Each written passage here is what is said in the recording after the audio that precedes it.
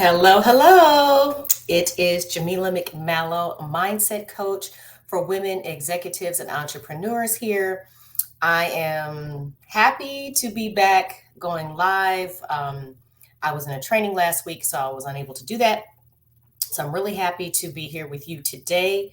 I'm going to pull up my comments so I could see. If you are here, please feel free to drop a comment. Let me know your name so I know who you are and I can say, what's up? Today, the topic that I am speaking on is, are women really there for each other in business? And I want to share a little story with you. I had a an incredible conversation with an amazing woman. She's very successful financially. And she shared with me how when she goes to and get new clients or to do sales or things like that, nobody says, oh, I hope that goes well, or I'm rooting for you.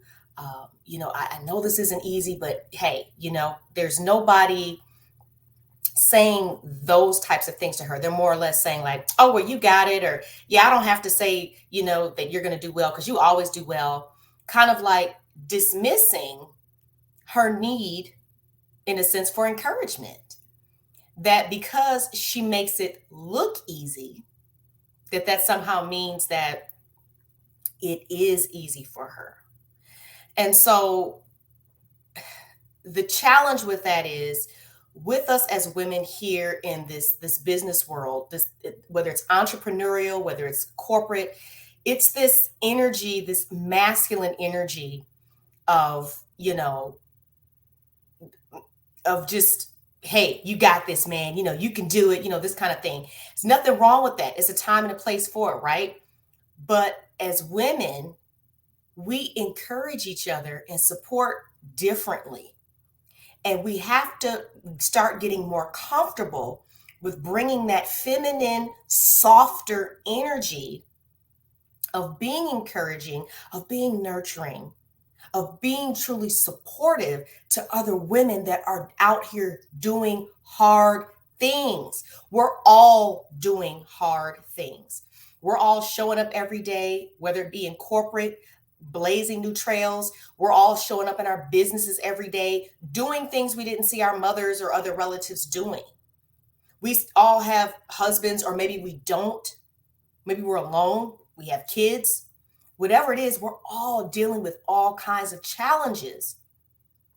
And it seems like for those of us who kind of are in that zone where people go, oh, well, you're successful. Oh, well, you do so well. Or, oh, you're like in a leadership role or position, whatever, that somehow diminishes the need for support.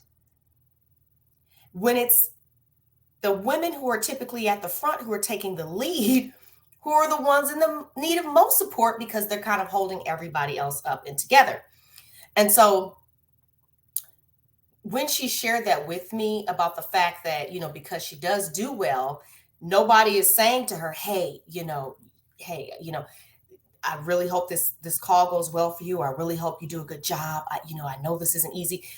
Because she's not getting that, it doesn't stop her from still doing the things, the hard things. But man, would it be a whole lot nicer and easier if there was somebody there just kind of rubbing my back or saying, you can do it. You can do it. Not, you got this. I don't even have to say that to you. Let's not do that. Okay. Another example that I think of is the fact that if you think about if you were going on stage to speak or do a performance or whatever, and when you go on stage, the people that have come to see you, they're cheering, they're happy for you, they are, yay, you have all the support, right? Because they all want to hear what you have to say. They all want to see you perform. They're all there for you, right? But that's not what I'm talking about. So I do believe that we do cheer for each other when we see each other succeeding. They're like, yay, you did it, you're showing us the way, you're showing us we can do it. We don't have a problem with that. But the kind of support I'm talking about is what's going on before you step on the stage. The person who's with you behind the curtain, who's rubbing your shoulders and saying, it's all right, girl, you can do it. You know, you got this, helping you shake off the nerves. Your yes man telling you, hyping you up. I should say your hype man, you know, telling you how wonderful you are, how amazing you are, just building you up so you can go out there and do the thing, right? That's the type of support that I'm talking about. That's what I'm talking about. That's what, as women, we need to start doing for each other more. Like I said, we cheer when we see the success, but behind the scenes, are we really pouring into one another so that we can step out there and succeed? Is that making sense? I hope so. So the truth of the matter is, as women, we were designed, we were created to carry life. And so we're nurturers by nature. It's just our nature. We're nurturing, especially if we have kids, you know, we kind of embodied that, embraced that, experienced it. And we nurture our children, but we don't nurture each other. And we don't nurture ourselves if we're really real about it. Okay? And so let's start nurturing each other. Let's start being each other's hype man before we go out on stage. Let's start talking about the things that are really going on, that actually matter, that, hey, fear of failure, hey, afraid of showing up, hey, whatever, all these things that are going on behind the curtain, where we can really strengthen each other and build each other up.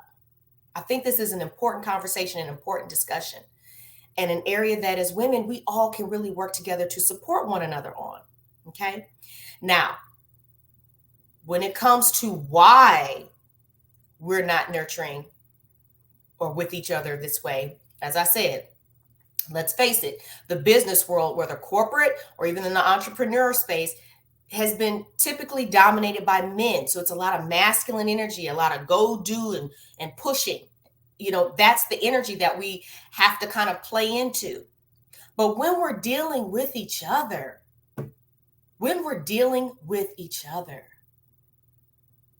let's bring the softness back. Let's bring the nurturing to each other.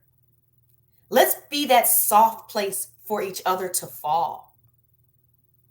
Let's not just cheer after we've succeeded, but let's actually, behind the scenes, help each other to succeed by building one another up from the inside out. And seeing each other's success as, oh, I can do that too. But then also allowing space for the fact that we don't all have it all together. I don't care who you're looking at, whoever she is, how much she's winning. We're not winning in every single category. And that's okay, because we're human and we're not perfect and we're not going to get it right all the time in every area. That's okay. So let's create space for that. Let's not put each other on a pedestal. Let's not make us have to carry a heavier burden than we already do. Let's lift and carry the burden for each other. Because if one of us succeeds, she's blazing the trail. She's showing us the way. She's doing it for us so we can do it too. And that doesn't make her perfect. It doesn't mean she doesn't need support. It doesn't mean her life is just on 10 in every area. Not at all. It means despite the fact that it's not on 10 in every area, she's still doing what she's doing. So we can learn from that, from what's going on behind the curtain, behind the scenes. But those are those raw and vulnerable and emotional conversations that have to take place where we're okay and feel safe. We have to feel safe to really admit what's going on within us, because there's a lot of fear of judgment. There's a lot of insecurity. There's a lot of fear of, oh my goodness, what are they going to think of me?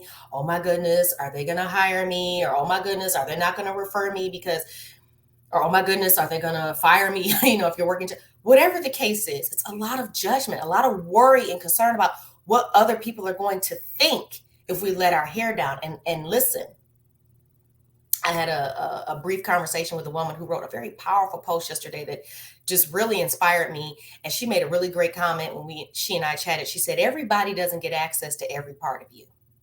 And I said, I heard that.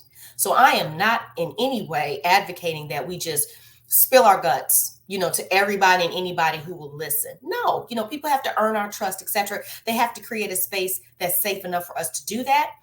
But I think that this is a conversation that needs to be had. And I would love to hear your thoughts.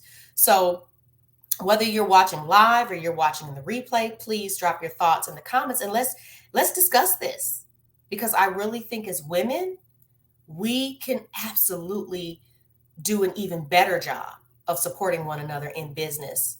Like I said, not just cheering after we succeed, but supporting one another behind the scenes. And support doesn't just mean we're doing business together. Support doesn't just mean we're referring clients to one another. Supporting does not just mean I'm helping you get this job at this new company with my connection or whatever. That's support, yes. But we as women are predominantly emotional creatures, and what we get up every morning and what we do expends so much of our emotional energy. We have to be poured into. And we pour into ourselves, right? Or we make an effort, or we try, or we really don't pour into ourselves as much as we give out. But if we poured into each other,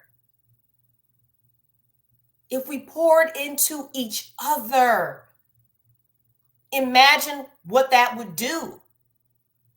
Imagine what that would do. When you hold space for another woman